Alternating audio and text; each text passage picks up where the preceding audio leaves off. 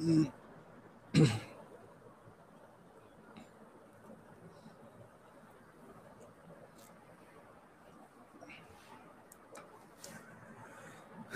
जी, good evening everyone.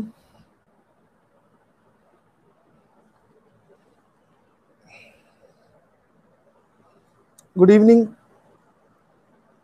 नमस्ते, आदाब, सत श्री अकाल, जैमसी की।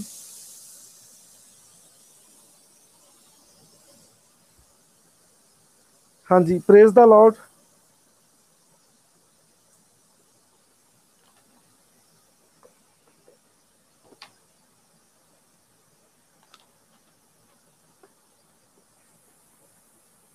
हाँ जी, कैसे हो आप सब?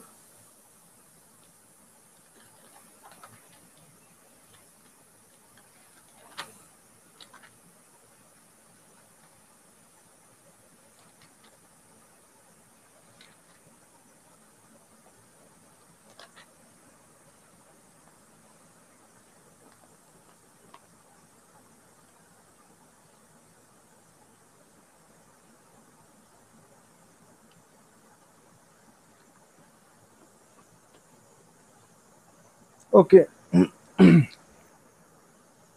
आज हम चैप्टर करेंगे हाई कोर्ट।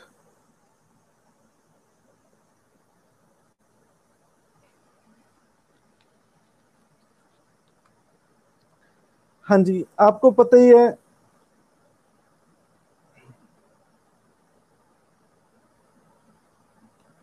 हाँ जी, प्रेज द लॉर्ड।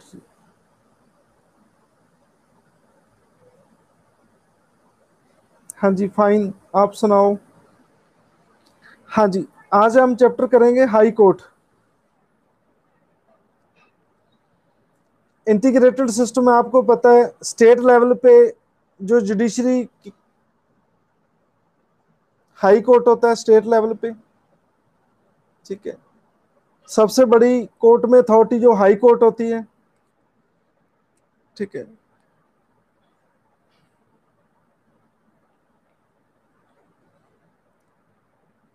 हाँ जी, 1862 में ब्रिटिश टाइम, कलकत्ता, बम्बे, मद्रास, 1862 में 3 हाई कोर्ट बनी हमारे, ठीक है। बम्बे, मद्रास एंड कोलकाता, ठीक है। 1866 में फोर्थ हाई कोर्ट इलाहाबाद बनाई गई। इलाहाबाद कहाँ है? इलाहाबाद, हाँ जी, यूपी में। हाँ जी, बिल्कुल सही जवाब है आपका।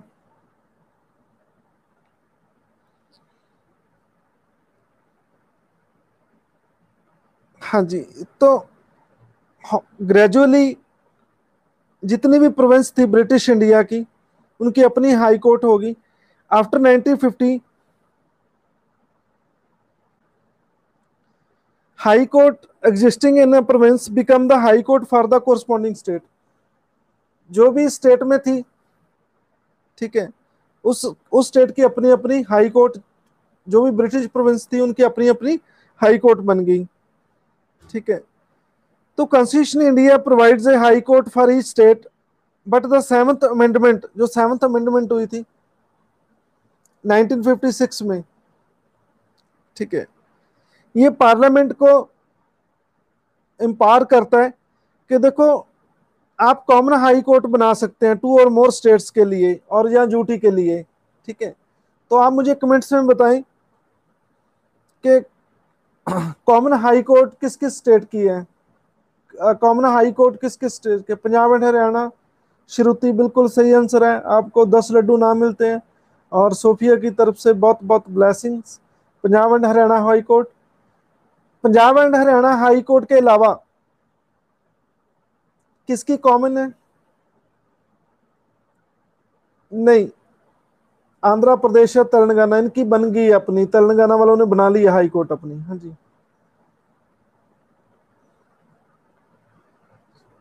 जे एंड के लद्दाख, बिल्कुल सही जवाब आ रहा है। इसके अलावा केरला हाई कोर्ट है, जो केरला की हाई कोर्ट है, ठीक है। वहां लक्षद्वीप की भी कोई हाई कोर्ट नहीं है, ठीक है। तो कॉमन हाई कोर्ट है। अंडमान निकोबार की भी अपनी हाई कोर्ट नहीं है, ठीक है। वो कोलकाता हाई कोर्ट से जुड़े हुए हैं, ठीक है। हाँ जी। तो जो नॉर्थ ईस्ट स्टेट्स हैं, ठीक है, उसमें तीन तीन स्टेट्स में नई बनी है। अदरवाइज गुवाहाटी हाई कोर्ट है जो असम में, और 4 स्टेट की अभी भी गुवाहाटी हाई कोर्ट है, ठीक है। तो आप चेक कर लेना, ठीक है। तो ये सेवंथ अमेंडमेंट कहती है कि देखो कॉमन हाई कोर्ट हो सकती है, कॉमन हाई कोर्ट। जो Punjab and Haryana high court है, ये कितनी स्टेट यूटी की है हाई कोर्ट, कितने अटैच किए हुए हैं इसमें? हाँ जी।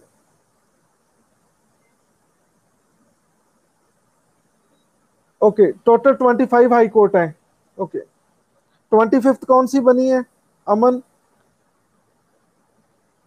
हाँ जी, 25th कौन सी है हाई कोर्ट?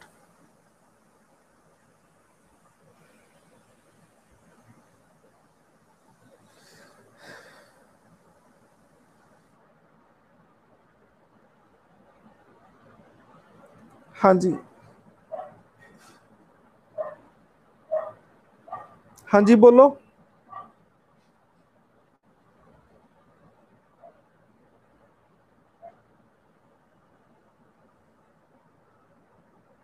नहीं,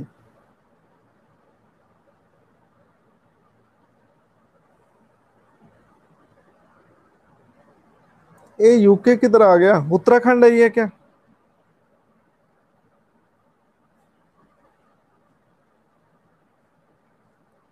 हाँ जी, टोटल हाई कोर्ट कितनी है?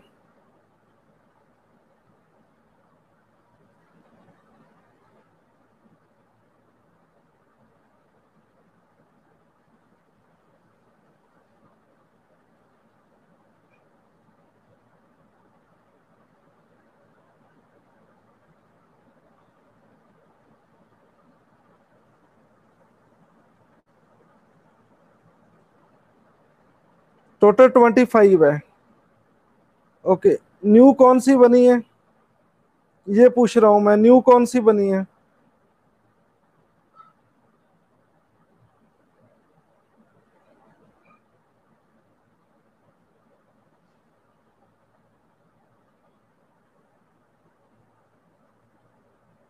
तेलंगाना एंड आंध्र प्रदेश, ये सही है, ठीक है, ये सही है। देखो पहले हैदराबाद हाई कोर्ट थी, तेलंगाना की नवी बनी है अमरावती, ठीक है। हाँ जी, दिल्ली एक ऐसी यूटी है जिसकी अपनी हाई कोर्ट है, आप लिख लीजिए। दिल्ली एक ऐसी कोर्ट है जिसकी अपनी हाई कोर्ट है। मणिपुर की, नॉर्थ ईस्ट में मणिपुर की हाई कोर्ट है, मेघालय की हाई कोर्ट है, ठीक है।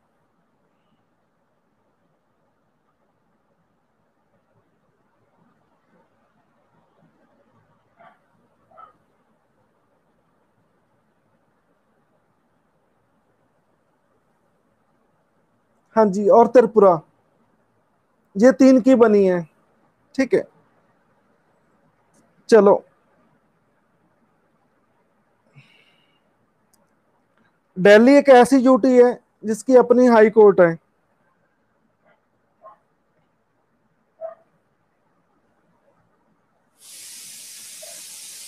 हाँ जी, नेक्स्ट लिखे आर्टिकल, आर्टिकल 214 से, ठीक है, 231 तक, ठीक है। पार्ट 6 है ये कॉन्स्टिट्यूशन का, पार्ट 6, ठीक है। Organisation, independence, jurisdiction, power, procedure of the high court, ये इससे डील करता है, हाई कोर्ट से डील करता है। हाँ जी, हर एक हाई कोर्ट का एक चीफ जस्टिस होता है, सीजी होता है। आप मुझे कमेंट्स में लिखें Punjab and Haryana high court का चीफ जस्टिस कौन है? क्या नाम है Punjab and Haryana high court के चीफ जस्टिस का?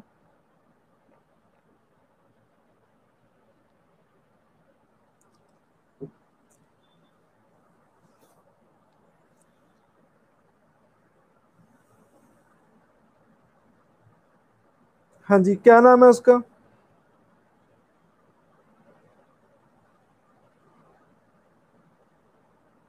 रविशंकर शाह है। रविशंकर चा। ओके, ठीक है जी, आपको सबको 10-10 लड्डू ना मिलते हैं। ठीक है, और सोफिया की तरफ से बहुत बहुत ब्लेसिंग्स। ठीक है, ये कोमल, अमन, कमल, जोबनप्रीत सबका सही आंसर आ रहा है। ठीक है, पहले कृष्ण मुरारी जी थे, कृष्ण मुरारी। ठीक है,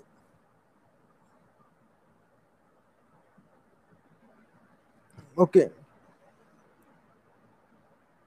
तो इसे पॉइंट कौन करता है? प्रेसिडेंट। ठीक है, बाकी अदर जजेस को कौन पॉइंट करता है? प्रेसिडेंट पॉइंट करता है। लेकिन कॉन्स्टिट्यूशन में स्ट्रेंथ नहीं है। ठीक है, यहाँ इनकी स्ट्रेंथ फिक्स नहीं है कि कितने जजेस होंगे। ठीक है, तो ये डिसाइड कौन करता है? प्रेसिडेंट करता है कि कितने होंगे। ठीक है, तो किस उसके वर्कलोड के मुताबिक जो, ठीक है, आ, उनके वर्कलोड के मुताबिक जो जजेस की स्ट्रेंथ होती है। हाँ जी, क्लियर है बात ये आप सबको? हाँ जी, तो हाई कोर्ट में स्ट्रेंथ फिक्स नहीं है। मेरा क्वेश्चन है, क्या सुप्रीम कोर्ट में स्ट्रेंथ फिक्स है? जहां प्रेसिडेंट पे डिपेंड करता है। ठीक है, सुप्रीम कोर्ट में फिक्स है। बिल्कुल सही जवाब है, वहां फिक्स है, लेकिन हाई कोर्ट में फिक्स नहीं है। ठीक है, तो जिसने भी आंसर दिया उसको बहुत बहुत ब्लेसिंग्स। ठीक है, तो अपॉइंटमेंट ऑफ जजेस, तो जजेस को कौन अपॉइंट करता है? प्रेसिडेंट अपॉइंट करता है।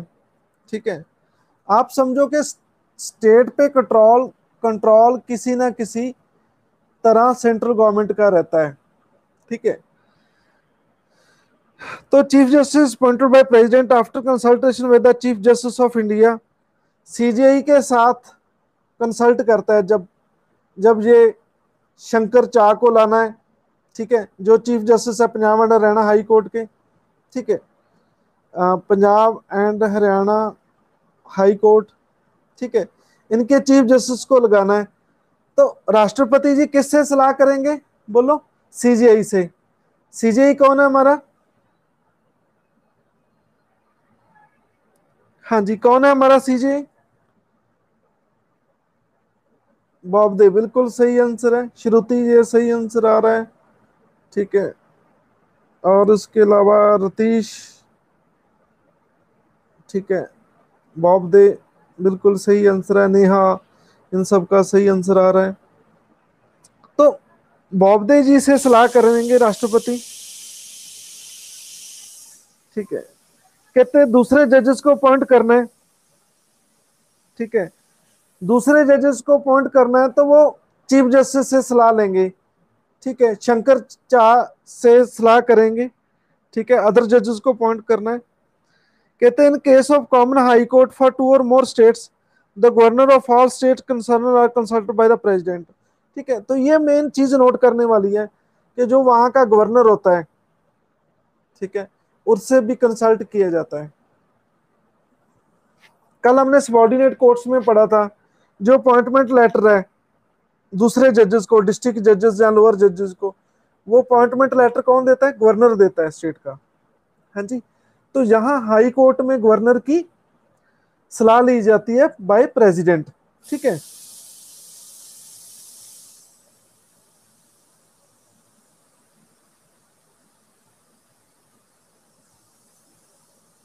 हाँ जी, ये चीज समझ आ रही है।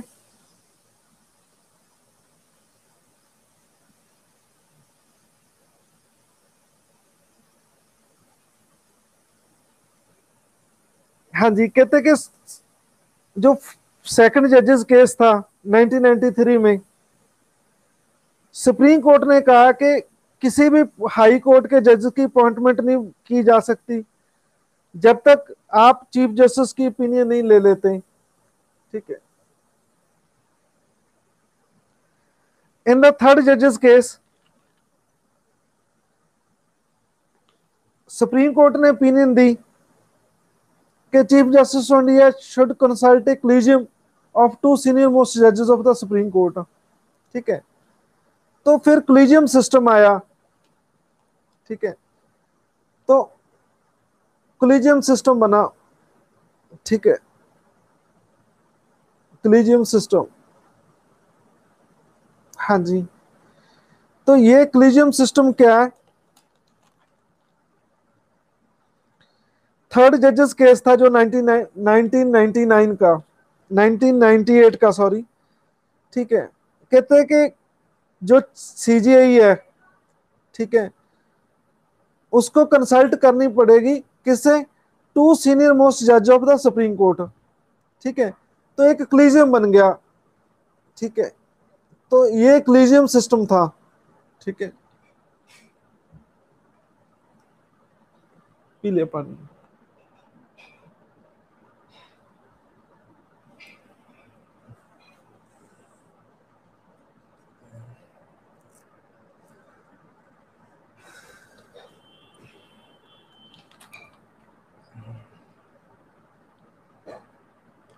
हाँ जी, जो सेकंड जजेस केस था, आप समझने की कोशिश कीजिए।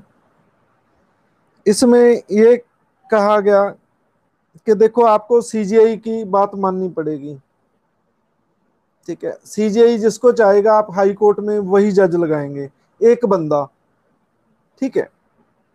लेकिन थर्ड जजेस केस में बंदे भी तीन हो गए। थर्ड जजेस केस में ऐसे याद रख लो, एक सीजीआई प्लस टू अदर जजेस, टोटल तीन हो गए। ये थर्ड जजेस केस था। अब समझ आया या नहीं है? कहते हैं कि जो सीजीआई है वो सुप्रीम कोर्ट के और जजेस को भी कंसल्ट करेगा। जैसे सुप्रीम कोर्ट के कौन से अदर जजेस हैं? एक का नाम मैंने आपको बहुत बताया है। हाँ जी, सुप्रीम कोर्ट का कोई जज का नाम बताइए मुझे, मैंने आपको क्लास में बहुत बार बताया। हाँ जी, जोसेफ, गुरप्रीत सिंह जी का बिल्कुल सही आंसर है। गुरप्रीत सिंह जी, आपको बहुत बहुत ब्लेसिंग सोफिया की तरफ से और मेरी तरफ से 10 लड्डू मोतीचूर के। ठीक है। तो मान लो एक जोसेफ जी से कंसल्ट कर लेंगे। ठीक है। एक और जजेस काफी हैं, एक चंद्रचूड़ है, उससे कंसल्ट कर लेंगे। ठीक है। टू जजेस से कंसल्ट करेंगे। ये थर्ड जजेस केस में क्या गया, इसे कॉलेजियम सिस्टम कहते हैं। इसलिए ये एक कहावत है कि जजेस को जज ही अपॉइंट करते हैं, जजेस को जज ही अपॉइंट करते हैं। हाँ जी, क्लियर है। ये थर्ड थर्ड जजेस केस था ये। अब समझा है? अब क्लियर है या नहीं क्लियर?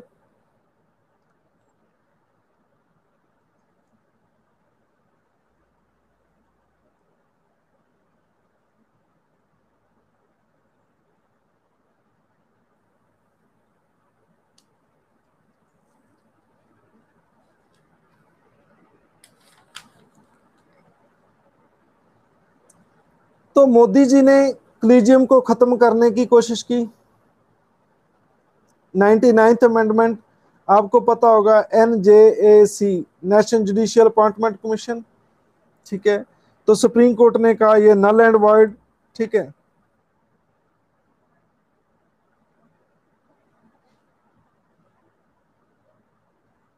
ठीक है। तो 2015 में फोर्थ जजेस केस आया। ठीक है। यहां उन्होंने फोर्थ जजेस केस में NJEC खत्म। ठीक है। और दोबारा कॉलेजियम सिस्टम को फिर लागू कर दिया। ठीक है। तो ये क्या था? फोर्थ जजेस केस। क्लियर है जी? ये क्या था? फोर्थ जजेस केस। अब समझ आया? जो कॉलेजियम सिस्टम बना था वो खत्म कर दिया। ये कॉलेजियम का काम क्या था? बोलो कोलिजियम का क्या काम है? ये गोलगप्पों की रेडी लगाता है कोलिजियम, क्या करता है ये, क्या काम क्या इसका? टू पॉइंट द जजेस। ट्रांसफर भी, ट्रांसफर इसमें है या नहीं है?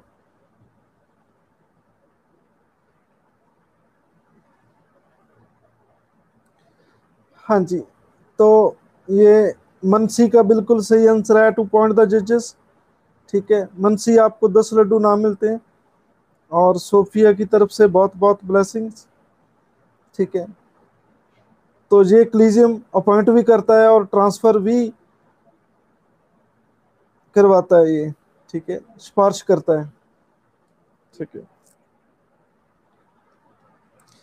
हाँ जी, अब क्वालिफिकेशन क्या होनी चाहिए जजेस की? ठीक है, फर्स्ट है वो सिटीजन होना चाहिए इंडिया का। देखो, बाहरला बंदा तो हम अलाउ नहीं करेंगे, बिल्कुल अलाउ नहीं करेंगे।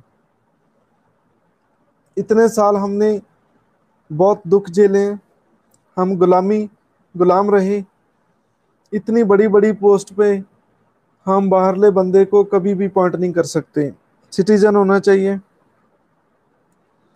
कहते 10 ईयर वो जुडिशियल ऑफिसर होना चाहिए। ठीक है, 10 ईयर वो जुडिशियल ऑफिसर होना चाहिए। 10 साल में कहने का मीनिंग क्या है कि वो जज होना चाहिए। ठीक है, जब वो 10 साल हाई कोर्ट का एडवोकेट होना चाहिए, 10 ईयर एडवोकेट होना चाहिए हाई कोर्ट का। ठीक है, तो ये दोनों 10-10 वाला कंसेप्ट है, ये इनकी क्वालिफिकेशन है। मिनिमम एज नहीं है। ठीक है, लेकिन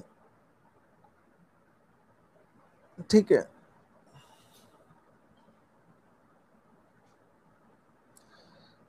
लेकिन यहाँ सुप्रीम कोर्ट में हमने पढ़ा था कि वो प्रेसिडेंट की निगाह में ज्यूरिस्ट होना चाहिए। ठीक है, लेकिन हाई कोर्ट में ऐसा नहीं है। ठीक है, तो ये चीज है। फिर नेक्स्ट पॉइंट आता है ओथ, कसम। हाँ जी, जो भी जजेस लगाया जाएगा हाई कोर्ट का, उसे कसम कौन दिलाएगा? गवर्नर। कौन कसम दिलाएगा उसे? गवर्नर। हाँ जी, ओथ कैसे कैसे होगी, आपको मैंने बहुत बार बता चुका हूं। To bear true faith and allegiance to the constitution of India, to uphold the sovereignty and integrity of India. कहते मैं देश के संविधान के प्रति वफादार रहूंगा, और जो देश की प्रभुसत्ता है और एकता है उसको बना के रखूंगा।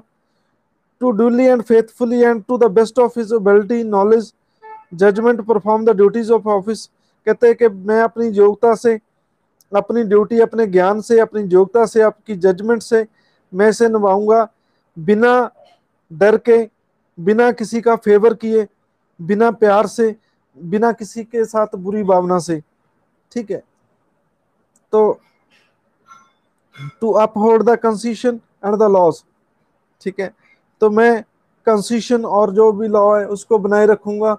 ठीक है, तो ये कसम में आता है। इलविल बुरी भावना नहीं होएगी मेरी। ठीक है, जो भी मेरे सामने केस आएगा, मैं ठीक है, एंड विदाउट फीलिंग होऊंगा। ठीक है, देखो मैं भी जजेस बनना चाहता हूँ, जज बनना चाहता हूँ। तो जब भी मैं जज की कुर्सी पे बैठ गया, आप मेरे सामने आ गए, तो ऐसे नहीं है कि मैं आपसे प्यार से डील करूंगा।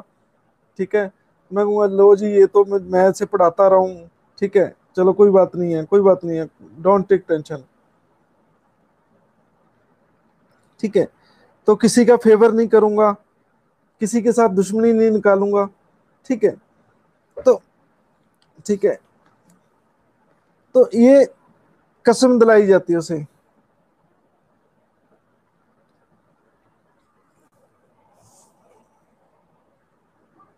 हाँ जी, थैंक यू सो मच। हाँ जी, चैप्टर कौन सा है? 10 मिनट बातें सुनो, अपने आप पता लग जाएगा चैप्टर कौन सा है।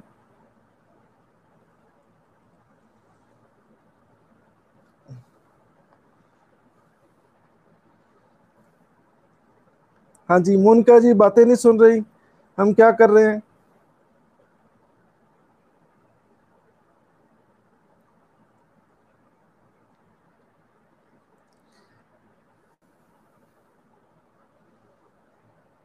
हाँ जी, टेन्योर कितनी जजेस की कितनी होती है?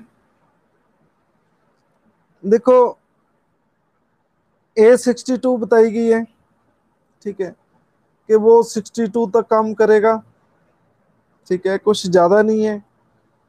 अब मैं 40 के नजदीक हूँ, 82 का बर्थ है, तो मुझे तो लगता नहीं है कि हम 60 के होंगे, ठीक है।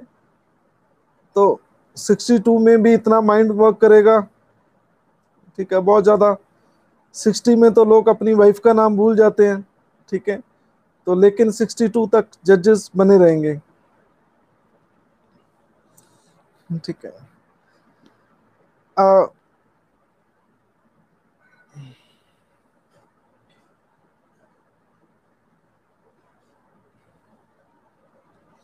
He can resign his office by writing to the president, ठीक है, लेकिन इसने अपना रेजिग्नेशन देना है।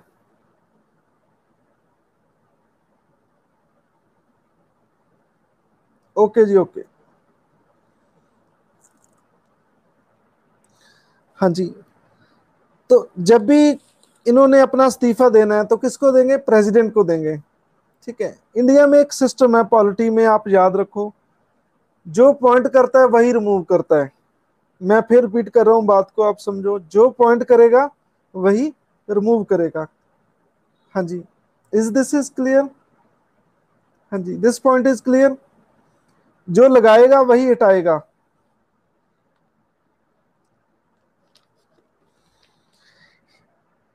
हाँ जी, इसको कहते हैं रिमूव किया जा सकता है प्रेसिडेंट द्वारा on the recommendation of parliament, ठीक है।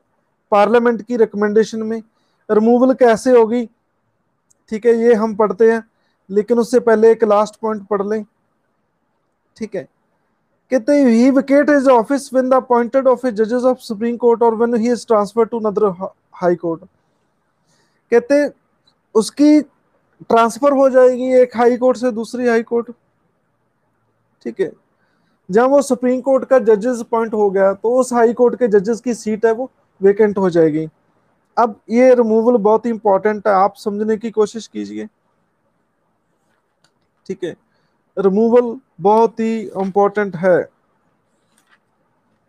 हाई कोर्ट चैप्टर तो बहुत इजी है, कुछ नहीं है इसमें। आप रिमूवल देखिए, हाई कोर्ट के जजेस को कैसे हटाया जाता है, ठीक है। देखो, एक जजेस इंक्वायरी एक्ट बना है, थोड़ी सी मैं चाय ले लूं थोड़े।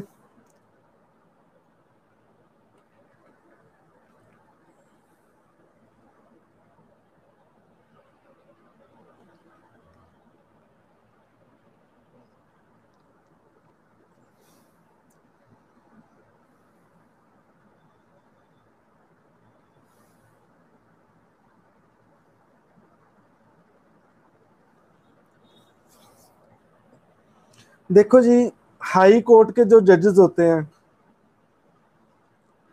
इनको गवर्नर नहीं, कुछ गवर्नर का कोई योगदान नहीं है हटाने में, पार्लियामेंट का योगदान है। दिल्ली में राष्ट्रपति जी हटाएंगे पार्लियामेंट की सिफारिश पे, ठीक है। गवर्नर कुछ नहीं कर सकता हाई कोर्ट के जजेस में।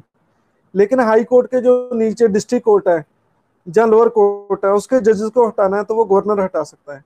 तो ये मैटर तो प्रेसिडेंट के पास ही जाएगा, गवर्नर का कोई रोल नहीं है। क्लियर है सुमित जी?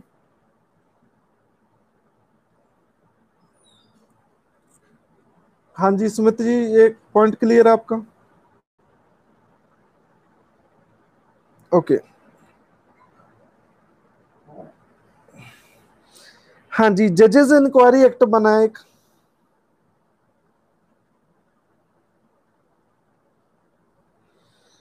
1968 में।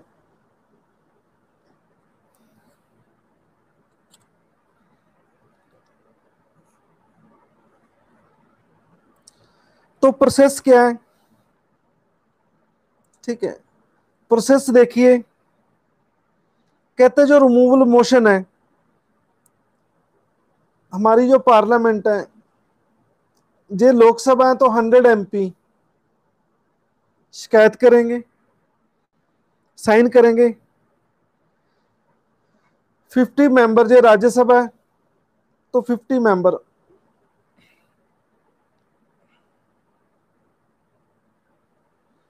हाँ जी, तो ये शिकायत लिख के देंगे। जे लोकसभा है तो स्पीकर को देंगे। कौन है स्पीकर? ओम बिरला। ठीक है। ये राज्यसभा तो चेयरमैन को देंगे। कौन है चेयरमैन? एम वेंकैया नायडू। ठीक है।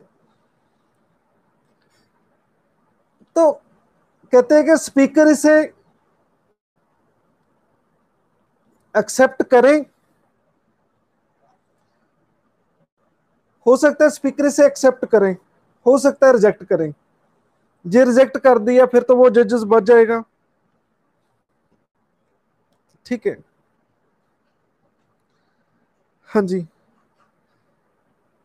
कहते कि जिस स्पीकर ने एडमिट कर लिया, उस शिकायत को एक्सेप्ट कर लिया, तो वो कमेटी बिठाएगा एक। ठीक है। 3 मेंबर कमेटी होगी, जो उनके उन पे दोष लगे हैं जजेस पे, उनको जांच करने के लिए। उसमें कौन होगा? एक कहते चीफ जस्टिस और जज ऑफ सुप्रीम कोर्ट। ठीक है। कहते कोई जज होगा सुप्रीम कोर्ट का, चीफ एक एक एक सीजी होगा, चीफ जस्टिस होगा हाई कोर्ट का, किसी भी हाई कोर्ट का, और तीसरा एक यूरिस्ट होगा, कोई लॉ का एक्सपर्ट बंदा होगा। ठीक है। ये कौन अपॉइंट करेगा?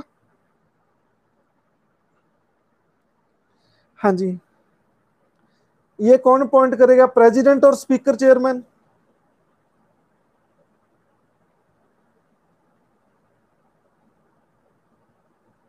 प्रेसिडेंट नहीं अपॉइंट करेगा, गलत जवाब, स्पीकर अपॉइंट करेगा। ठीक है। ये अंकित का सही आंसर आया। अंकित, अंकित जी, आपको 10 लड्डू नाम मिलते हैं, और सोफिया की तरफ से बहुत बहुत ब्लेसिंग। योर नेम इज अंकित और अंकित। सॉरी, मैं रोज ही प्रोनाउंस गलत कर देता हूँ। ठीक है।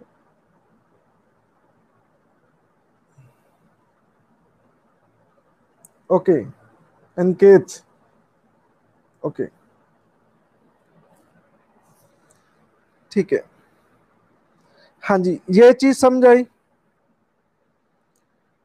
कहते हैं कि जो कमेटी फाइंड करती है कि मिस बिहेवियर और किसी जज ने इनकैपेसिटी में काम किया है। ठीक है। तो हाउस वो कंसिडर कर सकता है। ठीक है।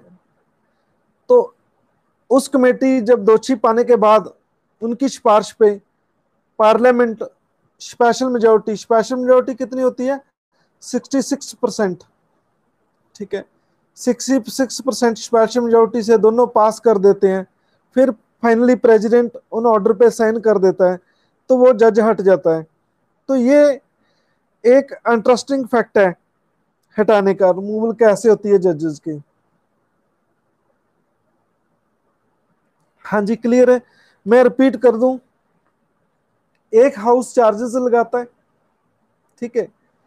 और जिस हाउस में चार्जेस लगे, वहां का प्रिजाइडिंग ऑफिसर, जिसे स्पीकर या चेयरमैन, वो एक कमेटी अपॉइंट करेगा। वो कमेटी दोषी पाती है तो हाउस को स्पेशल मेजोरिटी से पास करके दूसरे हाउस में जाएगा। दूसरा हाउस भी मेजोरिटी से पास कर देता है, फिर प्रेसिडेंट के पास जाएगा। प्रेसिडेंट जब साइन कर देगा तो उस जजेस को हटाया जाएगा। तो मेरा आपसे क्वेश्चन है कि कोई जजेस अभी तक हटाया पार्लियामेंट ने?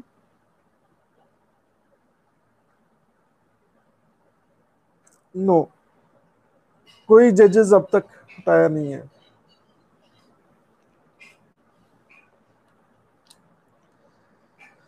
हाँ जी, हटाने वाले काम में 50-50 नहीं होता। ये 50-50 हो जाए तो स्पीकर अपनी वोट डाल देगा। ठीक है।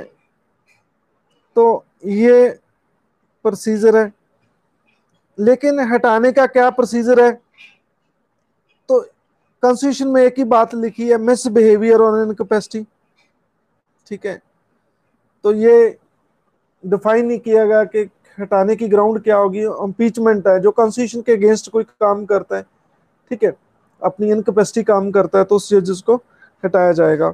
अब सैलरी कितनी है, ये तो एग्जाम में नहीं पूछेंगे आपसे सैलरी कितनी है, ठीक है।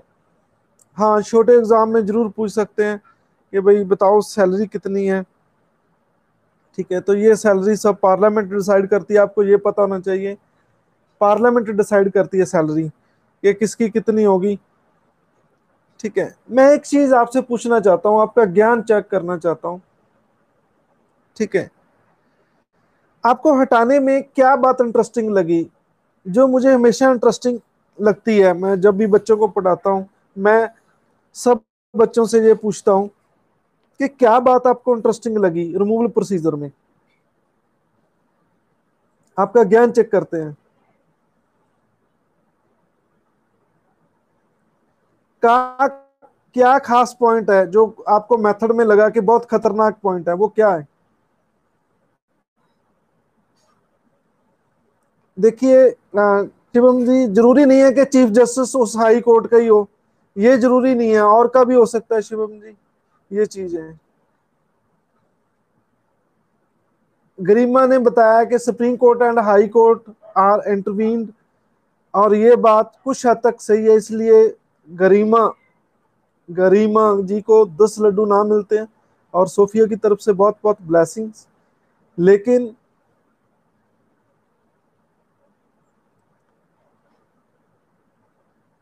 हाँ जी, लो जी, आज तक की सबसे बड़ी खबर आ रही है, वो गुरप्रीत सिंह जी का सही आंसर है।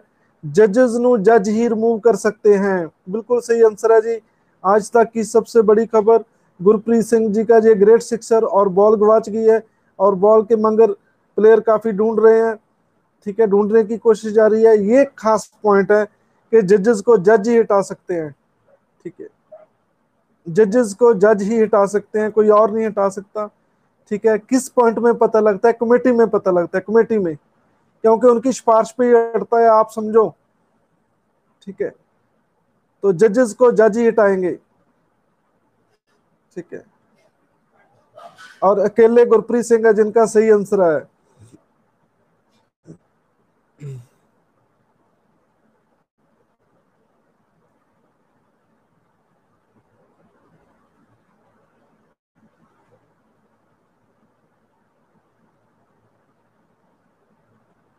अरे चेयरमैन स्पीकर का क्या रोल है? वो तो कंप्लेंट को एक्सेप्ट करते हैं, ठीक है, लेकिन जो मेन रोल रहता है वो कमेटी का रहता है। जो कमेटी बनती है जजेस की, 3 बंदों की कमेटी बनती है, जो जूरिस्ट, एक सीजे चीफ जस्टिस, और तीसरा एक सुप्रीम कोर्ट का जज, उनका रोल रहता है भाई, वो कहेंगे तो हटेगा, नहीं नहीं हटेगा। पार्लियामेंट का तो कोई रोल ही नहीं है, देखो आप, ठीक है। वो कह देते हैं, कमेटी कह देती है कि नहीं हटाना, तो पार्लियामेंट नहीं हटाएगी, पार्लियामेंट की तो कोई वैल्यू ही नहीं है। आप समझने की बात समझो।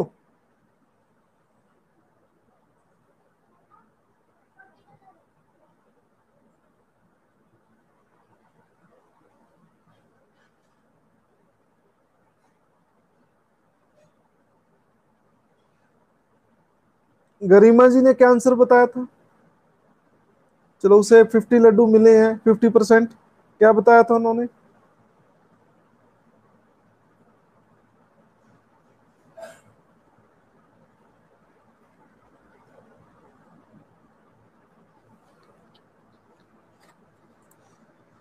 हाँ जी जी, सुप्रीम कोर्ट और हाई कोर्ट दोनों का रोल रहता है, क्योंकि एक जज सुप्रीम कोर्ट से आता है और एक हाई कोर्ट से आता है, उसके बंदे होते हैं, इसलिए आपको 50% लड्डू है, 5 लड्डू, ज्यादा नहीं, ठीक है, आपको भी मिलते हैं। और सोफिया की तरफ से बहुत बहुत ब्लेसिंग्स, ठीक है। सुप्रीम कोर्ट हाई कोर्ट दोनों की इन्वॉल्वमेंट होती है, ये कहना चाहते हैं, ये सही है जी।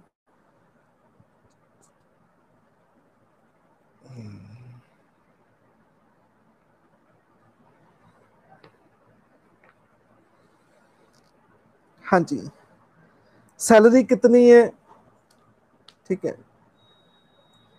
देखो, ये तो मजाक सा लगता है कि सैलरी कितनी है। आईएएस, आईपीएस, जजेस, इनको सैलरी चाहे कम मिलती हो, जो अलाउंसेस है वो बहुत ज़्यादा मिलते हैं। ठीक है, मैंने आपको पहले भी बताया, दोबारा नहीं बताना चाहता, हो सकता है किसी को नींद ना आए आज। ठीक है, कहते दो चीज काफी इंटरेस्टिंग रहती है बहनों के लिए। कभी भी बहनों को पूछो कि आपकी एज क्या है, ठीक है, 5-10 साल कम ही हो जाते हैं। ठीक है, और दूसरा है किसी को सैलरी पूछना, सैलरी, ठीक है, सैलरी भी कम ही हो जाती है। ठीक है, हाँ जी, हाँ जी, चले गए वो, थोड़ा शक्ति प्रदर्शन करना आए थे। क्या कह रहे हो आप?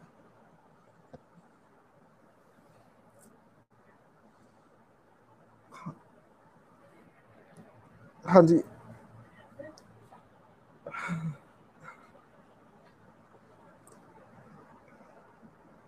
हाँ जी, ये दो बातें बहुत इंटरेस्टिंग है।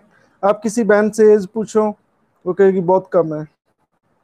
ठीक है, मेरे मदर हैं, वो 67 ईयर के हैं। ठीक है, अब भी उसे हम पूछते हैं कि माता आपकी एज कितनी होगी माँ, वो कहती है होनी है कोई 50-55 के आसपास। ठीक है, तो पता नहीं इसमें क्या दिक्कत है, मुझे नहीं समझ आ रहा। ठीक है, तो एक सैलरी है। ठीक है, सैलरी ज्यादा बतानी भी नहीं चाहिए। मैं तो आप नहीं बताता घर में ज्यादा, मैं ज्यादा बताएंगे तो ज्यादा खर्चा हो जाएगा। ठीक है,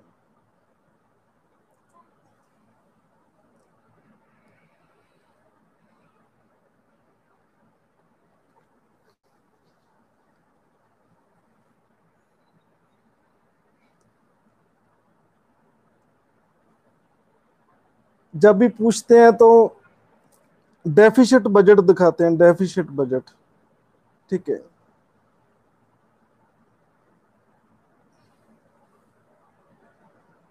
ठीक है, आपको इकोनॉमी में पढ़ेंगे आपके डेफिशिट बजट क्या होता है। ठीक है, जब सरकार जब घाटे में रहती है, इकोनॉमिक क्राइसिस में रहती हैं, ठीक है, तो सरकार का खर्चा ज्यादा है और इनकम कट है, उसे कहते हैं डीबी, डेफिशिट बजट। ठीक है, तो ऐसे ही करना पड़ता है डेफिशिट बजट। ठीक है, हाँ जी, चलो मैं फिर भी आपको करा देता हूँ कि सैलरी कितनी है। जो हाई कोर्ट का सीजे होता है, चीफ जस्टिस होता है, उसकी सैलरी है 2.5 लाख। ठीक है, जो अदर जजेस है उसकी 25,000 कम है, उसकी 2,25,000 है। ठीक है, तो ये सैलरी, आपने सैलरी याद नहीं करनी। इसके अलावा कार, ये मेडिकल सहूलतें, टेलीफोन एरा वगैरह ये सब, ठीक है, इनका भी नेट पैक 850 वाला है। ठीक है, तो ये, ठीक है,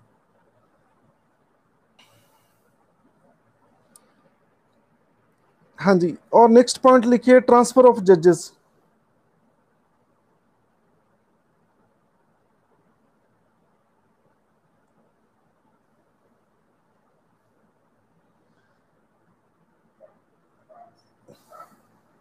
हाँ जी, रिकॉर्ड हो रही है जी क्लास।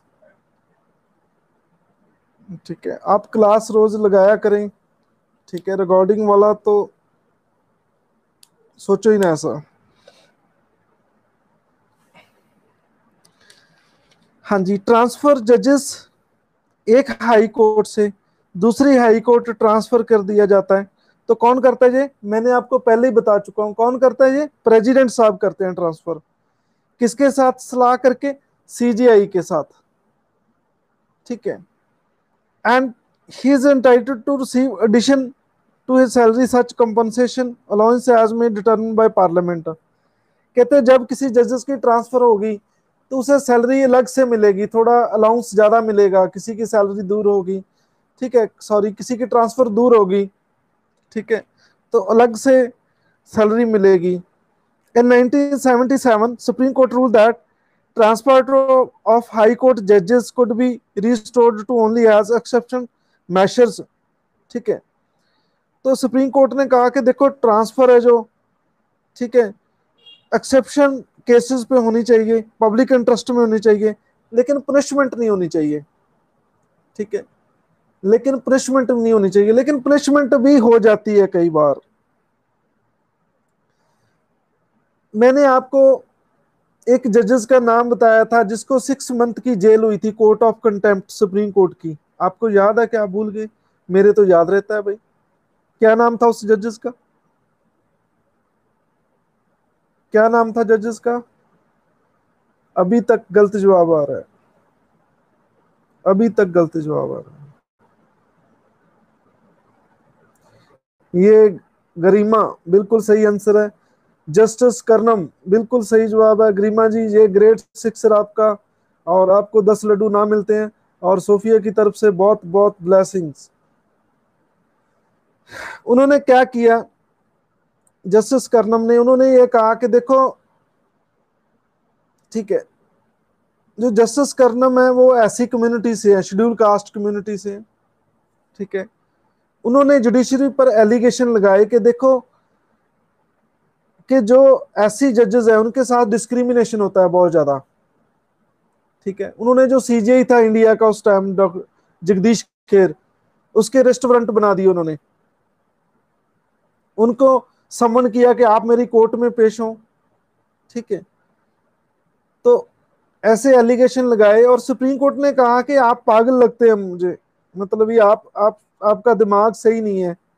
ठीक है, तो उनको कहा गया कि आप सॉरी फील कर लो।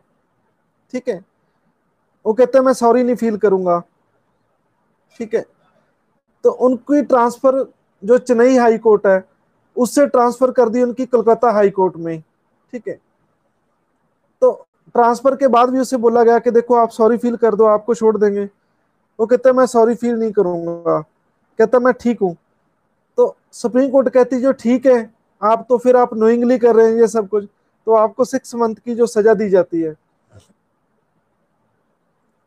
जगदीश खेर, ठीक है, ठीक है, वो भी बहुत जिद्दी निकले। वो कहते हैं कि आप मेंटली तंदुरुस्त नहीं है, मेंटली फिट नहीं है। कहते नहीं मेंटली फिट हूं मैं। जब वो कह देता कि मैं मेंटली फिट नहीं हूं, फिर तो उसे सजा ना मिलती। कहता जी मेंटली फिट हूं मैं। वो कहते आप सॉरी फील कर लो। कहता जी बिल्कुल नहीं करूंगा। तो उसके साथ एक एक जी चीज जरूर उसके साथ उनको थोड़ी राहत दे दी।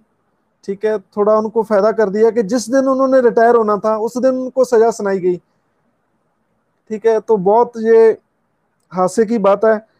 तो कलकत्ता हाई कोर्ट के जब जज रिटायर हुए तो उसे रिटायर होने के बाद खुशी खुशी बंदा घर जाता है, तो उसे जेल में ले जाया गया। ठीक है, तो ये दुख की बात भी है, जुडिशरी में ऐसा नहीं होना चाहिए। चलो मैं कोई कमेंट नहीं कर रहा हूँ जुडिशरी पे। ठीक है,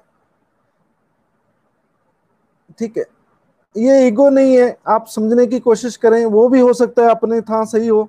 ठीक है, तो हो सकता है वो अपनी था गलत हो, लेकिन उसे घर नहीं ले जाया गया, उसी को जेल में ले जाया गया। ठीक है, तो इंटरेस्टिंग बात एक और है कि पहले पुलिस वाले गए, वो कहते कोलकाता हाई कोर्ट के ये तो जज है, हम तो इन्हें नहीं ले जाएंगे। तो जो वेस्ट बंगाल का डीजीपी था वो गया साथ में उनको पकड़ने के लिए, उनको जेल लाने के लिए। ठीक है, डीजीपी गए और डीजीपी ने अपनी कार में बिठा के उनको जेल में लेके गए। ठीक है, तो बहुत ये इंटरेस्टिंग फैक्ट है कि इंडिया के इतिहास में पहली बार कोई डीजीपी, ठीक है, कोई डीजीपी किसी को लेने जाए। ठीक है, ठीक है, क्योंकि आप जैसे आईपीएस तो वापस आ गए।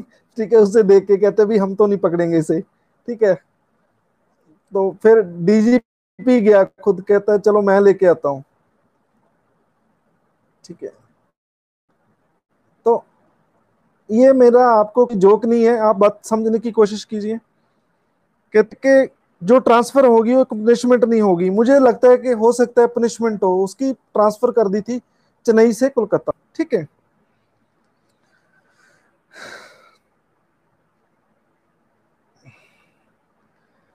1994 में सुप्रीम कोर्ट ने कहा कि देखो जुडिशरी का रिव्यू हो सकता है, कहते हैं किसकी ट्रांसफर होगी, चैलेंज कर सकता है। थर्ड जजेस केस में सुप्रीम कोर्ट ने यह कहा कि chief justice of India should consult in addition to the collegium of the four senior most जजेस of the supreme court, chief justice of the high court, ठीक है, वन फ्रॉम विच द जजेस being transferred and other receiving him.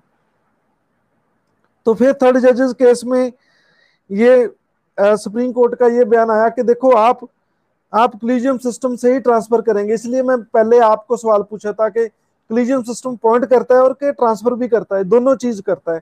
UPSC ऐसे question पूछते हैं fact को correlate करके, ठीक है।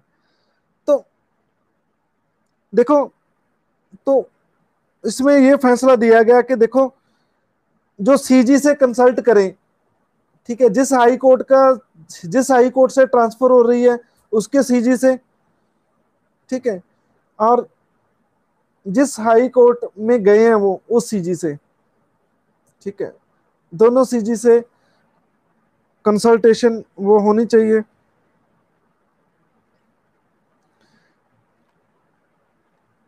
तो कहते हैं कि अकेले सीजीआई की सलाह सफिशिएंट नहीं है, क्योंकि कहते हैं कि जो प्रेसिडेंट है वो सीजीआई के सलाह पे ट्रांसफर करेंगे। अब सीजीआई की सलाह इतनी ज्यादा नहीं है, ये कॉलेजियम सिस्टम का काम है, ठीक है। रिसीविंग सीजे और जो ट्रांसफर कर रहे हैं वो सीजे, दोनों की सलाह है वो जरूरी है। हाँ जी, क्लियर है ये। और नेक्स्ट पॉइंट है एक्टिंग चीफ जस्टिस, ठीक है।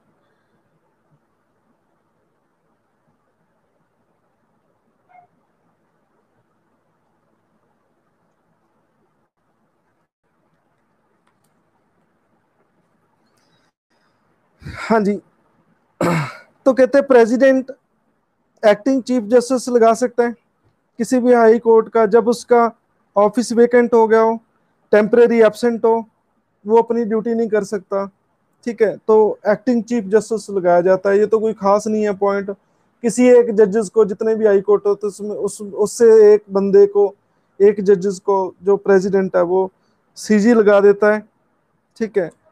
एडिशन एंड एक्टिंग जजेस, President can appoint duly qualified person to the additional judges of High Court for a temporary period not exceeding 2 year। 2 साल से ज्यादा नहीं रहेगा। टेम्परेरी जजेस भी, एडिशन जजेस भी लगा सकते हैं, ठीक है, जब हाई कोर्ट का काम ज्यादा हो जाए, वर्क ज्यादा हो जाए हाई कोर्ट में, तो प्रेसिडेंट जो भी क्वालिफाइड पर्सन है, ठीक है, उनको लगा सकते हैं, एडिशनल एंड एक्टिंग जज, ठीक है। तो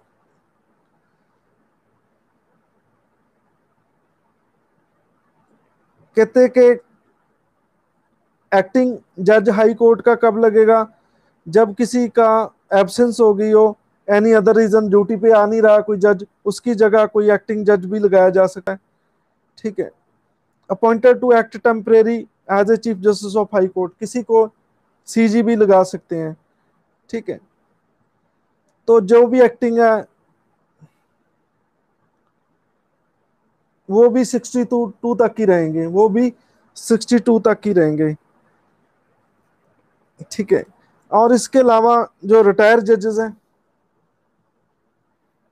उसका क्या केस है, कोई भी रिटायर जजेस हो, chief justice of high court state can request a retire जजेस ऑफ हाई कोर्ट और any to act as a high court और state for a temporary period.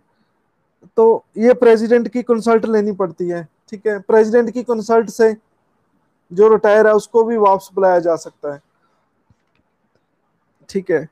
ये तो थोड़ी बात जोक वाली होगी। एक जज से रिटायर होके रिटायरमेंट पार्टी करते हैं उसमें, ठीक है, उनकी कितनी उसे बधाई करते हैं, ठीक है, और बधाई करने के बाद फिर वापस आ जाएं, ठीक है। तो ये थोड़ा सुनने में ठीक नहीं है, पर ऐसा ही होता है, जो रिटायर जजेस है उसको भी वापस बुला लिया जाता है, लेकिन इसमें प्रेसिडेंट की कंसल्ट ली जाती है,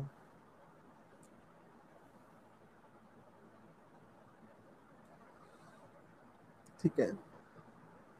तो फिर वापस आना बड़ा मुश्किल लगता है, मेरे ख्याल में तो बहुत मुश्किल होगा, ठीक है। हाँ जी, तो रिटायरमेंट के बाद फिर आ जाना बहुत मुश्किल है। हाँ जी। तो जुडिशरी हमारी, देखो पंजाब पुलिस में ऐसा नहीं है, पीसीएस आईएएस को तो वापस बुलाया जाता है। पंजाब में पीसीएस जो आईएएस हैं उनकी एक्सटेंशन हुई है। ठीक है, सभी सभी पंजाब पुलिस जो सभी पंजाब गवर्नमेंट एम्प्लॉइज की 2 ईयर एक्सटेंशन का केस है कि आप 2 साल और बढ़ोतरी ले सकते हैं, एक्सटेंशन ले सकते हैं। ठीक है। हाँ जी, तो जुडिशरी हमारी इंडिपेंडेंट है। कैसे इंडिपेंडेंट, हमने सुप्रीम कोर्ट में भी पढ़ा था, आज फिर दोबारा पढ़ लेते हैं, कोई दिक्कत नहीं है।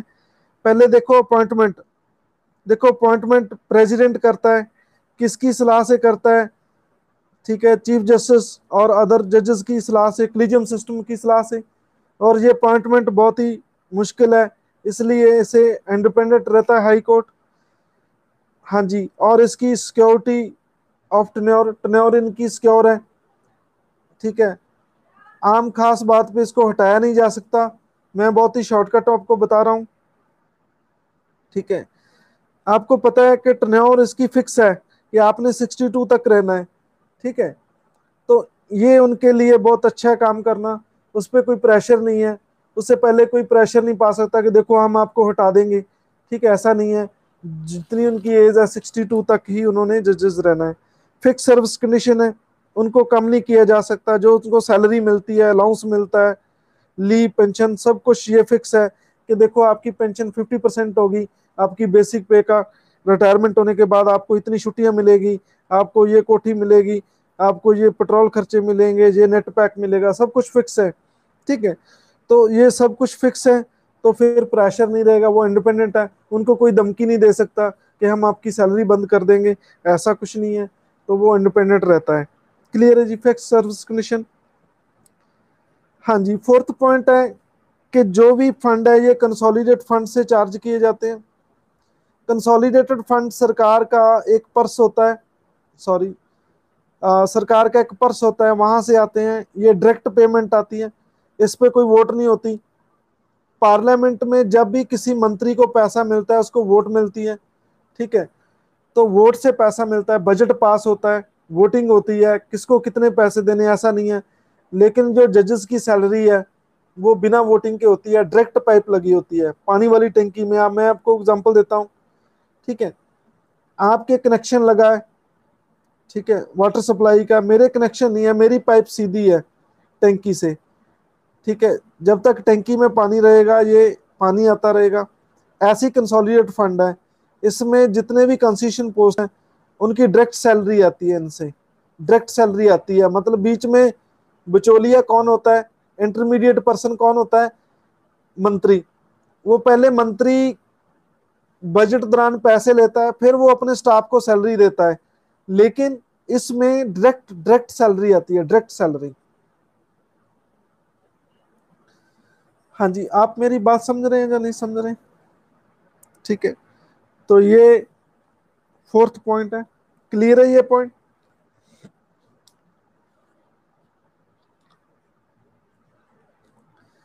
फिफ्थ पॉइंट है कंडक्ट ऑफ जजेस। ठीक है, जजेस की आप लोकसभा, राज्यसभा, जहाँ स्टेट एलए में, पार्लियामेंट में जहाँ एलए में, आप उनकी चुगलियां नहीं कर सकते, कॉन्स्टिट्यूशन प्रोहिबिट करता है। ये भी उनकी आज़ादी बना के रखता है पूरी जुडिशरी की। ठीक है, देखो बहनें तो रुकती नहीं है ऐसे काम में। ठीक है, ऐसा काम तो उसे अवश्य मिला है।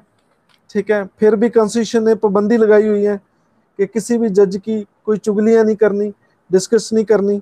ठीक है, जो बहनें एमपी है मुझे नहीं लगता कि वो इस काम से रुक जाएं। तो ये फिफ्थ पॉइंट ये कहता है। हाँ जी, ban on practice after retirement. ठीक है, जब हाई कोर्ट के जजेस की प्रैक्टिस बैन है, ठीक है, जब वो रिटायर होंगे उसके बाद वो प्रैक्टिस नहीं कर सकते कहीं भी। ठीक है, तो लेकिन सुप्रीम कोर्ट में कर सकते हैं आप, बड़ी बड़ी कोर्ट में वो एज ए एडवोकेट काम कर सकते हैं सुप्रीम कोर्ट में, लेकिन वो छोटी कोर्ट जहाँ हाई कोर्ट, ठीक है, उसके सामने नहीं कर सकते। इससे भी उनकी आजादी बनी रहती है। कैसे आजादी बनी रहती है? जैसे कोई जज हाई कोर्ट से रिटायर हो गया, उसे हाई कोर्ट में वो वकालत करने लग जाए, तो नेचुरली है जिस जिस जिस ओहदे पे वो था, तो उनका इन्फ्लुएंस रहता है और जजेस पे भी, और जितने भी एडवोकेट होते हैं वहां पे भी। तो फिर वो बाद में खुद प्रैक्टिस करने लग जाएं, तो वो हाई कोर्ट की जो वो छवि है, जो उनकी रिस्पेक्ट है, वो नहीं रहेगी। इसलिए उसे आजाद बनाने के लिए ये बैन लगाया है, ठीक है। तो कहते हैं कि वो किसी का फेवर ना कर सके, ठीक है। तो ये चीज है। Part two punish for its contempt, जो भी इसकी कोई इंसल्ट करता है।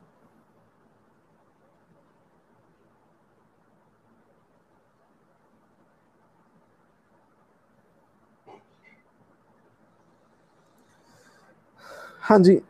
तो जो भी इनकी इंसल्ट करता है, कंटेम्प्ट होती है। मैंने आपको पहले ही बताया था, सिविल एंड क्रिमिनल कंटेम्प्ट होती है, ठीक है।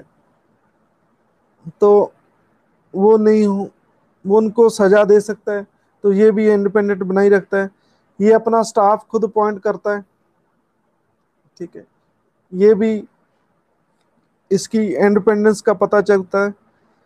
इसकी यूरिडिक्शन कंट्रोल नहीं हो सकती, इसकी यूरिसडिक्शन कंट्रोल नहीं हो सकती, कम नहीं की जा सकती, मीनिंग कम नहीं की जा सकती। जो इसका अधिकार क्षेत्र है, ठीक है, उसको कम नहीं किया जा सकता। हाँ जी। पार्लियामेंट और स्टेट एलए दोनों नहीं कर सकते, ठीक है। हाँ जी।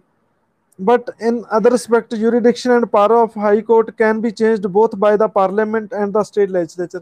लेकिन आपको एक बात याद रखनी है, जो इनकी पावर फंक्शन है वो दोनों चेंज कर सकते हैं, पार्लियामेंट भी और स्टेट की एलए भी। एलए मतलब लेजिस्लेटिव असेंबली, ये दोनों कर सकते हैं जो चेंज करना है, ठीक है। लेकिन इनकी यूरिडिक्शन कम नहीं की जा सकती। ये बात का ख्याल रखना, ये पेपर का हिस्सा बन सकती है ये चीज, ठीक है। क्लियर है ये पॉइंट? हाँ जी। तो ये सेपरेट है एग्जीक्यूटिव से। पहले ही कॉन्स्टिट्यूशन कहता है कि देखो जुडिशरी बिल्कुल अलग होगी, ठीक है। तो ये चीज है। तो अब यूरिडिक्शन पढ़ते हैं।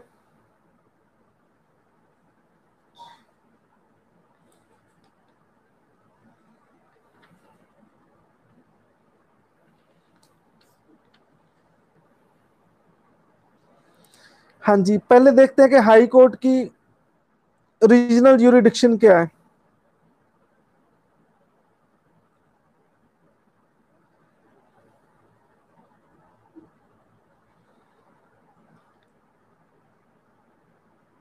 रीजनल का मतलब क्या होता है? जो direct matter supreme high court में जाते हैं वो रीजनल यूरिडिक्शन होती है।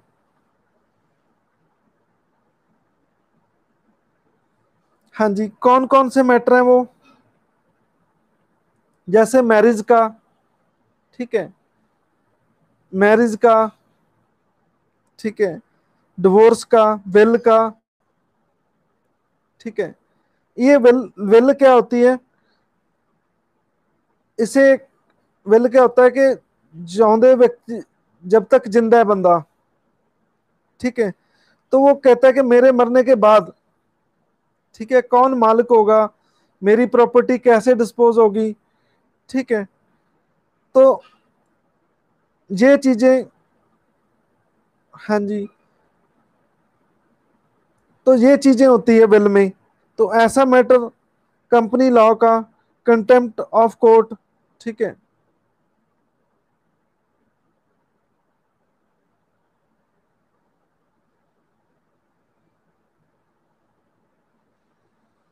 हाँ जी, तो ऐसे लॉ, ऐसे केस जो डायरेक्ट है वो हाई कोर्ट में जाएंगे।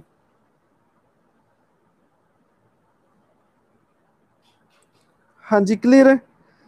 Dispute relating the election of MP and MLA, तो ये भी रीजनल जुरिडिक्शन में आते हैं, ठीक है। कौन से? एमपी और एमएलए, इनका इलेक्शन डिस्प्यूट हो गया, वो भी हाई कोर्ट डिसाइड करती है। आपको पता होगा इंदिरा वाला केस इलाहाबाद हाई कोर्ट ने डिसाइड किया था, मैंने आपको पहले भी कराया है। ठीक है, ये कोई एमएलए का केस है वो भी हाई कोर्ट के पास जाएगा। ठीक है, कोई रेवेन्यू मैटर है, रेवेन्यू आपको पता ही होगा। ठीक है, रेवेन्यू पता है,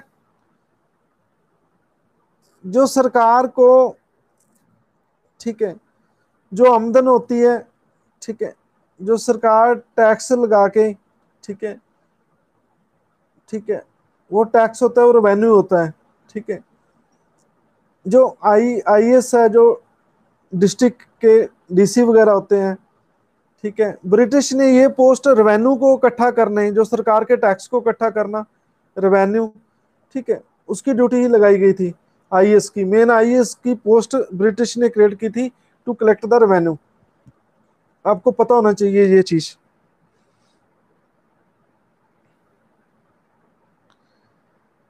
तो डी पॉइंट है फंडामेंटल राइट को, फंडामेंटल राइट को इन्फोर्स कराना है, तो ये भी रीजनल यूरिडिक्शन है, ये डायरेक्ट केस जाएगा हाई कोर्ट में। ठीक है, हाँ जी, ये पॉइंट क्लियर है। लेकिन फंडामेंटल राइट की वायलेशन हो तो ये डिस्क्रिशनरी पावर है हाई कोर्ट की, ये बात याद रखना, ये बात आप ध्यान से याद रखना ये चीज। एक दिन पहले भी बात हुई थी फंडामेंटल राइट में। हाँ जी,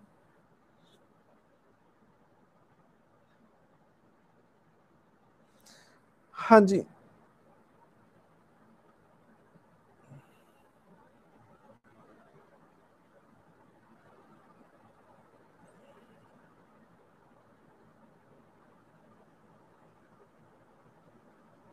हाँ जी, फंडामेंटल राइट में कौन ज्यादा सुप्रीम है, हाई कोर्ट और सुप्रीम कोर्ट? ये बात बहुत बार डिस्कस हो चुकी है। सुप्रीम कोर्ट बिल्कुल सही जवाब है। हरसिमरनप्रीत कौर, आपको 10 लड्डू ना मिलते हैं, और सोफिया की तरफ से बहुत बहुत ब्लेसिंग। हाई कोर्ट की डिस्क्रिशनरी पावर है, ये चाहे सुनने से मना कर सकती हैं, लेकिन सुप्रीम कोर्ट मना नहीं कर सकती। लेकिन मेरा आपसे और क्वेश्चन है कि रेट मामले में सुप्रीम कोर्ट ज्यादा पावरफुल है और हाई कोर्ट ज्यादा फुल है रेट रेट मैटर में? ये चाहे फंडामेंटल राइट्स की रेट हो, चाहे कोई और रेट हो। हाई कोर्ट बिल्कुल सही जवाब है। ये आंसर किसका आया? सबसे पहले आंसर ये चंद्री ने दिया है। ठीक है, रचना और गुरप्रीत सिंह, हाई कोर्ट। आपको 10-10 लड्डू ना मिलते हैं, और सोफिया की तरफ से बहुत बहुत ब्लेसिंग्स। ठीक है, high court is more powerful in that matter than the Supreme Court, because Supreme Court only hear the writs regarding fundamental rights, but High Court has the power to hear all cases, including fundamental rights and other matter also. ठीक है, so that's why High Court is more powerful. This point is clear? हाँ जी, next ई, कहते हैं कि जो subordinate court से कोई case आता है, लेकिन वो कॉन्स्टिट्यूशन की इंटरप्रिटेशन है। ठीक है, matter is relating to the interpretation of the constitution, संविधान की कोई व्याख्या का मैटर है, छोटी कोर्ट से मैटर आता है, तो वो भी डायरेक्ट हाई कोर्ट में सुना जाता है। तो four high court Kolkata, Bombay, Madras, Delhi have regional civil jurisdiction in their own higher value. कहते हैं कि जो ये हाई कोर्ट है कलकत्ता, मुंबई, मद्रास वाली, इनकी ज्यादा पावर्स हैं सिविल मैटर में, और इनकी अपनी यूरिडिक्शन है, ज्यादा वैल्यू के ये मैटर सुन सकती है। ठीक है, तो रेट यूरिडिक्शन है, मैं सॉरी मैं दोबारा नहीं कराऊंगा। रेट यूरिडिक्शन आर्टिकल 226 है। तो जो मैंने 5 रेट्स कराई हैं आपको, ठीक है, आप याद है कि भूल गए आप? हैबस कॉर्पस, मैंडमस, शर्शरी, प्रोहैप्शन, क्यूब्रंटो, मैंने 5 कराई है। आज मुझे दोबारा फिर करानी चाहिए और नहीं?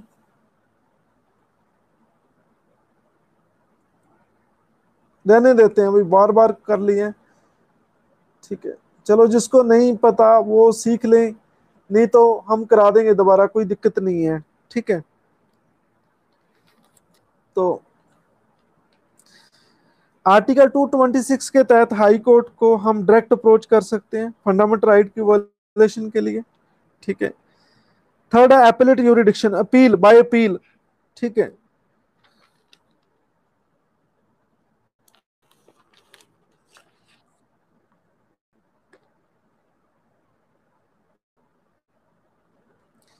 हाँ जी, कहते हैं जो भी डिस्ट्रिक्ट कोर्ट के या एडिशनल डिस्ट्रिक्ट कोर्ट के जितने भी मैटर हैं, ठीक है, उनकी अपील डायरेक्टली हाई कोर्ट में होती है। जैसे क्वेश्चन ऑफ लॉ, कोई फैक्ट है, कोई अमाउंट है, ठीक है, ज्यादा अमाउंट का केस है, तो वो फिर उसकी अपील कहाँ जाती है? हाई कोर्ट में जाती है। देखो डिस्ट्रिक्ट कोर्ट में मान लो दो बंदों का केस चल रहा है, एक बंदा हार गया, ठीक है, एक ए पार्टी हार गई बी से, ठीक है, तो जो पार्टी हारेगी वो कहाँ जाएगी? हाई कोर्ट में अपील करेगी। सिंपली ये कुछ नहीं है। हाँ जी, हाँ जी, दिस पॉइंट इज क्लियर। ठीक है, एक बंदा तो जाएगा ही जाएगा। ठीक है, ये चीज है।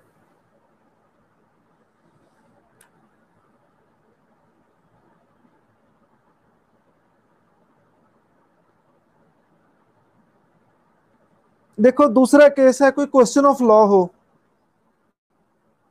ठीक है, क्वेश्चन ऑफ लॉ हो, ठीक है, क्वेश्चन ऑफ लॉ का क्या मैटर है? ठीक है, कोई केस चल रहा है सपोज, ठीक है, तो लॉ का मैटर सामने आ गया कि देखो कि लॉ मुताबिक ये चीज हो सकती है या नहीं हो सकती, लॉ में कोई मिस्टेक है उसको करेक्ट करना है, तो वो हाई कोर्ट के पास जाता है मैटर। हाँ जी, बोलो समझाया या नहीं है? ठीक है, तो किसी लॉ को करेक्ट करना है, मान लो लॉ में कोई दिक्कत है, उसकी कोई गलत डेफिनेशन है या कोई और है, कोई क्वेश्चन ऑफ लॉ मैटर है, ठीक है, तो वो कहाँ जाएगा? हाई कोर्ट में अपील जाएगी उसकी। ठीक है, क्योंकि छोटी कोर्ट के पास ऐसा नहीं है कि वो कोई लॉ को डिसाइड कर सके कि देखो ये चीज ऐसे होती है, क्योंकि high court law deciding body है, हाई कोर्ट और सुप्रीम कोर्ट दोनों।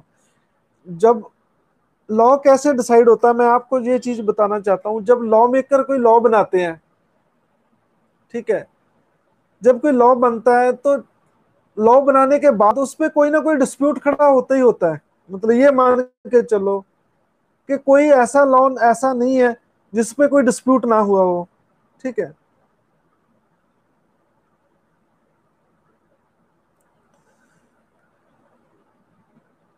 ठीक है, तो फिर वो डिसाइड करती है। ठीक है, जैसे मैं से आपको मैं एक एग्जांपल देता हूं। ठीक है, इंफॉर्मेशन टेक्नोलॉजी एक्ट बना है, ठीक है, आईटी एक्ट बना है 2000, जो लॉ वाले बच्चे हैं उनको पता होगा। ठीक है, तो कुछ जो सोशल मीडिया पे कोई कमेंट करता है, मान लो किसी पे कोई गलत कमेंट करता है, तो उसको सजा थी।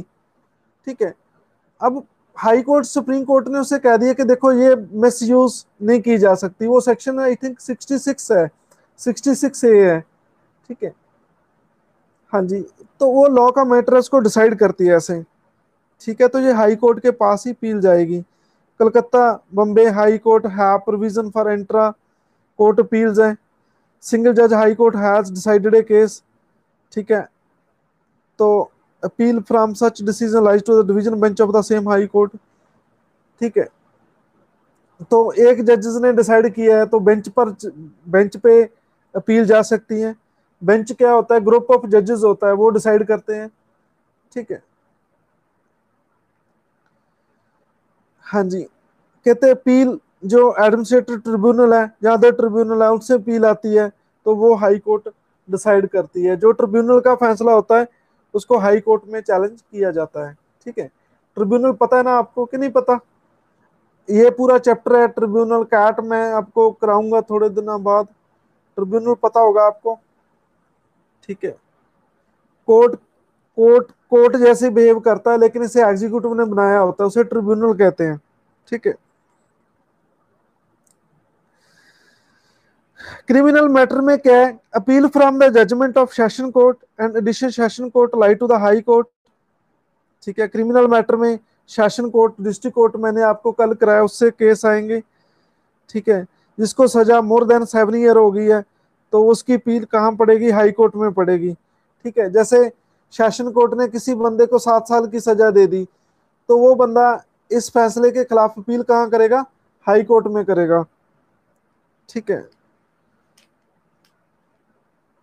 असिस्टेंट सेशन जज, मेट्रोपॉलिटन जज और अदर मजिस्ट्रेट्स की कुछ केसेस में जो अपील है वो किसके पास रहती है, ठीक है, हाई कोर्ट के पास रहती है।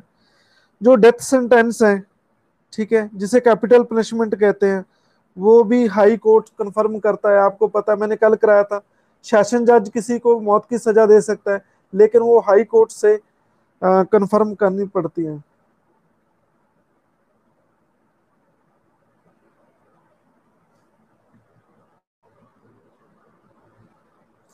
हाँ जी, क्या बातें हो रही है भाई?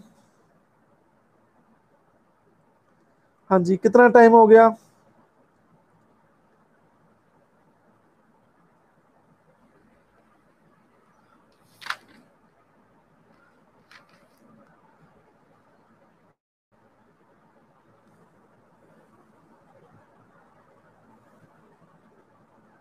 ठीक है, चलो आपने बातें नहीं करनी। ठीक है,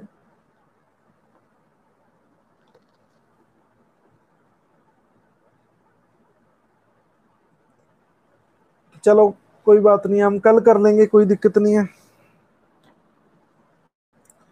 चलो, जितना आज कराया समझ आ गया आपको?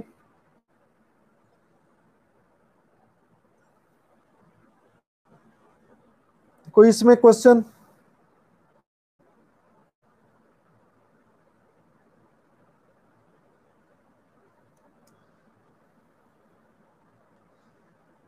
देखो, मैं चाहता था कि ये चैप्टर कंप्लीट हो जाए। ठीक है,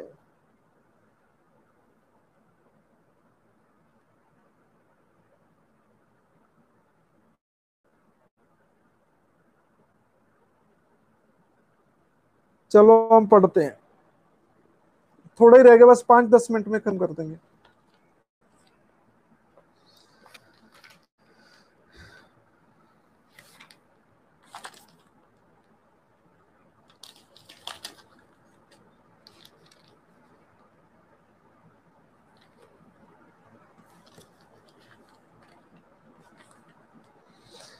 हाँ जी, नेक्स्ट है सुपरवाइजरी यूरिडिक्शन। सुपरवाइजरी क्या है कि जितनी भी छोटी कोर्ट है, हाई कोर्ट के नीचे कोर्ट है, उन पे ये सुपरवाइज करता है, उन पे कंट्रोल रखता है, ये सुपरवाइजर है। सुपरविजन, ये शक्ति है इसकी। ठीक है, ऑल कोर्ट की, ट्रिब्यूनल की, मिलिट्री कोर्ट को छोड़कर बाकी सब इसके अंडर है। ठीक है, तो ये चीज, हाँ जी, तो उसे प्रॉफिट कह सकता है कि हमें दो, रूल्स बना सकता है उनके लिए। बुक्स एंट्रीज काउंट उसे कह सकता है, ये आप अपडेट रखा करो। फी सेटल कर सकता है किसी की, क्लर्क की, और फी कोई लीगल प्रोटेक्शन की भी कितनी फी होनी चाहिए। ठीक है, तो सारी कोर्ट तक इनकी जो यूरिडिक्शन है वो चलती है। ठीक है, तो ये सू मोटो भी ले सकता है। ठीक है, सू मोटो क्या होता है, पता है किसी को? अपने आप केस लेना बिना शिकायत से। ठीक है, ये भी जुडिशियल एक्टिविज्म का ही पार्ट है कि हाई कोर्ट को आप शिकायत नहीं करती कोई पार्टी, अपने आप केस ले लेती है ये हाई कोर्ट। ठीक है, तो उसे सू मोटो कहते हैं। क्लियर है जी? जैसे कोई गलत काम हो रहा है, कहीं कुछ हो रहा है, तो हाई कोर्ट इंटरफियर करे बिना शिकायत किए, ठीक है, उसे सू मोटो कहते हैं। सू मोटो इज क्लियर? सबॉर्डिनेट्स पे कंट्रोल रहता है, जितनी भी जजेस की कोई ट्रांसफर करनी है, ठीक है, उनकी appointment, posting, promotion, judiciary service, मैंने कल आपको ये करवाई है चीज। जो छोटे जजेस हैं छोटी कोर्ट्स के, उनकी अपॉइंटमेंट गवर्नर की कंसल्ट से हाई कोर्ट करती हैं। ठीक है, जो जुडिशरी पीसीएस का पेपर है वो कौन लेता है? हाई कोर्ट लेती है। लेकिन स्टेट पब्लिक सर्विस कमीशन लेता है, लेकिन वैकेंसी कौन निकालती है? हाई कोर्ट निकालती है। ये कल मैंने आपको बताया था। बाकी जितनी छोटी कोर्ट में कोई भी सब्सटेंशियल क्वेश्चन का कोई केस चल रहा है तो उसे अपने पास मंगा सकती हैं। ठीक है, तो जो भी हाई कोर्ट ने कह दिया उसका उसका सारा वो केस बाइंडिंग होता है सारी कोर्ट पे, छोटी कोर्ट पे बाइंडिंग होता है। ये कोर्ट ऑफ रिकॉर्ड है। जो भी फैसले हाई कोर्ट देती है उसको कोर्ट ऑफ रिकॉर्ड माना जाता है। वो वो लागू होते हैं, जितनी भी छोटी कोर्ट है उस पर लागू होते हैं। ठीक है, उसे जजेस जब कोई फैसला करता है तो उस हाई कोर्ट के केस को माना जाता है कि हाई कोर्ट ने ऐसा कहा, सभी को ही वैसा करना पड़ता है। तो ये कोर्ट ऑफ रिकॉर्ड है। तो नेक्स्ट पॉइंट है पावर ऑफ जुडिशियल रिव्यू। मैंने आपको पहले ही बताया है। ठीक है, जो सेंटर और स्टेट की जो एलए हैं, विधानसभा है, पार्लियामेंट है, और स्टेट की एलए हैं, कोई ऐसा लॉ बनाती है जो कॉन्स्टिट्यूशन के अगेंस्ट हो, तो हाई कोर्ट के पास पावर्स हैं, वो जुडिशियल रिव्यू कर सकती है। आर्टिकल 13 एंड 226 ये जुडिशियल रिव्यू की पावर देते हैं। ठीक है, किसको पावर देते हैं? ये हाई कोर्ट को पावर देते हैं। आर्टिकल 13 फंडामेंटल राइट का और 226 ये जुडिशियल रिव्यू का ही पार्ट है। जब भी फंडामेंटल राइट वायलेशन होते हैं तो पार्लियामेंट या एलए ऐसा लॉ बनाती है तो ऐसे लॉ को null and void high court declare कर सकती है। ये है जुडिशियल रिव्यू। इससे ये चैप्टर है जो समाप्त होता है। बाकी हम नेक्स्ट चैप्टर करेंगे। हाँ जी, जल्दी जल्दी मैं समझ तो आ गया। हाँ जी, कोई किसी को डाउट तो नहीं है? हाँ जी,